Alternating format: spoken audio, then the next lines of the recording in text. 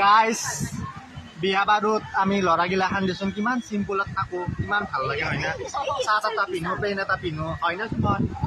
অঁ আৰু এই ছোৱালী তিৰিবিলাক কিবা এনেকৈ দেখোন চাওঁ ইমান দীঘল দীঘল কাণৰ পিন্ধছি গাইজ, বাল্টি থকা সেইগিলা ফুল মাৰছি মাথাত আৰু কাপোৰ পিন্ধছি এইগিলা ধুনীয়াৰ পিন চিন মাছটি পাতত থকা।